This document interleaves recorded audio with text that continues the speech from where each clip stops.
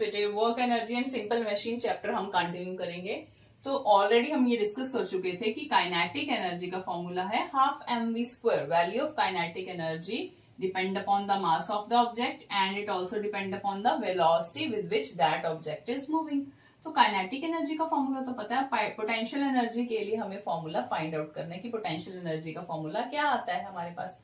ठीक है, तो पोटेंशियल एनर्जी की वैल्यू फाइंड आउट करने के लिए, ड्राइव करने के लिए क्या कंसीडर करेंगे हम, ये है हमारा ग्राउंड लेवल।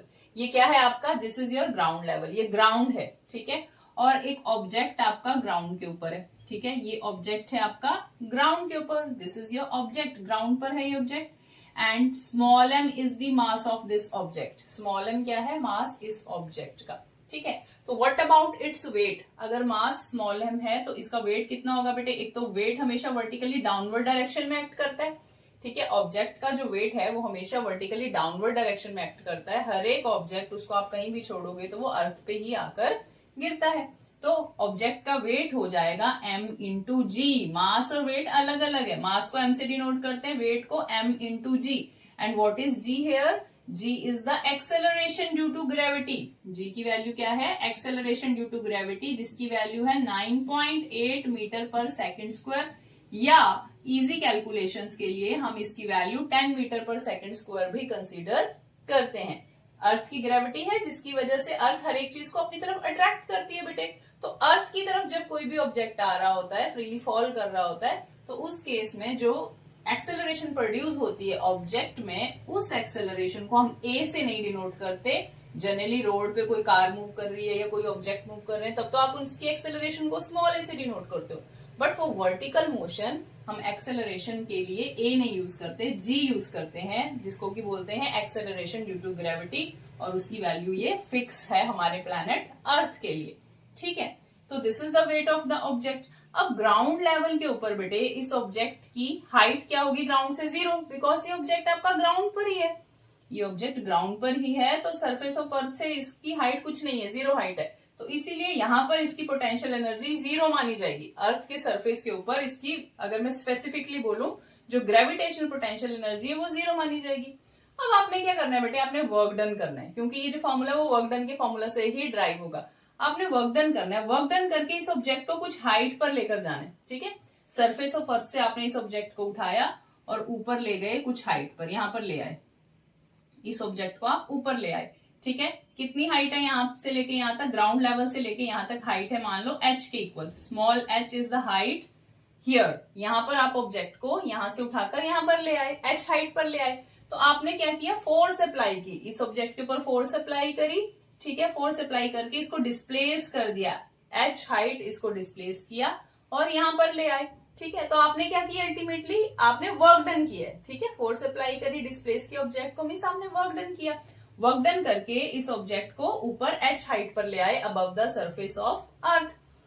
तो अब आपने फोर्स कितनी अप्लाई करी होगी, इसको यहां से उठाकर h हाइट तक ऊपर ले जाने में कितनी फोर्स अप्लाई करी होगी बेटे, equal to the weight of this object. इस ऑब्जेक्ट के वेट के इक्वल फोर्स अप्लाई करनी पड़ी इस ऑब्जेक्ट को उठाने के लिए। ठीक है, जितना इस ऑब्जेक्ट का वेट है उतनी फोर्स अप्लाई करी इस ऑब्जेक्ट को रेस करने के लिए at height h above the surface of the earth. तो जो वर्क डन आपने किया ना बच्चे, जो वर्क डन किया इसको h हाइट पर लाने के लिए, वही वर्क डन इसमें अब यहां पर स्टोर हो गया as its potential energy. Position change की वर्क डन करके ऑब्जेक्ट की, हाइट सरफेस ऑफ अर्थ से चेंज की, तो जो आपने वर्क डन किया इसके ऊपर, वो वर्क डन उसमें स्टोर हो जाता है as its potential energy. Formula कैसे ड्राइव करेंगे, हमें पता है कि जो वर्क डन है W, वो होता है फोर्स इंटू डिस्प्लेसमेंट के इक्वल। वर्क डन W की वैल्यू किस पर डिपेंड करती है, फोर्स और डिस्प्लेसमेंट पर डिपेंड करती है। तो फोर्स आपने कितनी लगाई, कितना वर्क डन किया आपने, उसकी वैल्यू लिख रहे हैं। फोर्स कितनी लगाई आपने, equal to the weight of the object, तो फोर्स की वैल्यू पुट कर देंगे mg। डिस्प्लेस कितना किया, h, vertical height h distance displace किया आपने वर्टिकली, तो s की वैल्यू, डिस्प्लेसमेंट की वैल्यू कितनी पुट कर देंगे, h। तो ये क्या बन गया, mgh। This is the work done by you in raising the object at height h above the surface of earth. और यही वर्क डन स्टोर हो जाता है सिस्टम में एज इट्स पोटेंशियल एनर्जी। तो यही किसका फॉर्मूला है, this is the formula of potential energy, जिसको हम स्मॉल यू से डिनोट करेंगे, क्योंकि आपको मैंने प्रीवियस लेक्चर में भी बताया, जो भी आप वर्क डन कर रहे हो, ऑब्जेक्ट की पोजीशन चेंज कर रहे हो, उसको डिफॉर्म कर रहे हो, या ऑब्जेक्ट का अरेंजमेंट चेंज कर रहे हो, या एक से ज्यादा ऑब्जेक्ट्स का अरेंजमेंट चेंज कर रहे हो, तो वो जो भी आप डिफॉर्मेशन करी आपने, जो भी आप चेंजेस लाए, आपको उसके लिए वर्क डन करना पड़ा, और वही वर्क डन उसमें स्टोर हो गया, कन्वर्ट हो गया किस में, एज इट्स पोटेंशियल एनर्जी। और ये स्पेसिफिक केस किसका है, ग्रेविटेशनल पोटेंशियल एनर्जी का। So what is the formula of potential energy, this is mgh, formula of potential energy is mgh।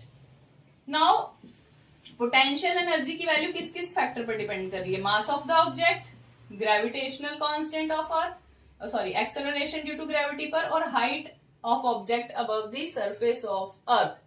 In factors पर वैल्यू डिपेंड कर रही है। अब ऑब्जेक्ट का मास तो फिक्स है, कांस्टेंट है, अगर कोई एक ऑब्जेक्ट कंसीडर किया आपने, जी की वैल्यू भी कांस्टेंट है, height above the surface of earth पर अल्टीमेटली वैल्यू डिपेंड कर रही है, यानी potential energy U is directly proportional to the h, height above the surface of earth. Surface of earth से जितनी ज्यादा हाइट पर आप लेकर गए हो, सरफेस ऑफ अर्थ से जितनी ज्यादा हाइट है, उतना ही ज्यादा वर्क डन करना पड़ेगा। और ज्यादा ऊपर हाइट पर लेकर जाना होता तो और ज्यादा वर्क डन करना पड़ता आपको। तो जितनी सरफेस ऑफ अर्थ से हाइट ज्यादा है, तो उस पोजीशन पर उतनी ही ज्यादा ऑब्जेक्ट की पोटेंशियल एनर्जी रहेगी। हाइट ज्यादा तो पोटेंशियल एनर्जी भी ज्यादा उसमें स्टोर होगी, ठीक है। और अगर इस ऑब्जेक्ट को यहाँ रिलीज कर दे हम, तो वो नीचे गिरेगा, जोर से नीचे की तरफ हिट करेगा।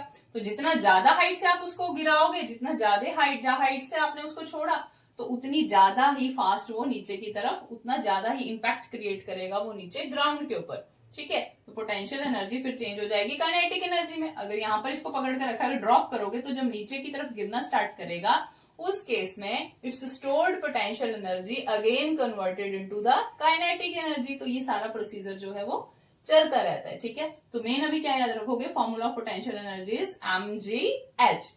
इसके बाद डिस्कस करेंगे बेटे about the mechanical energy, okay.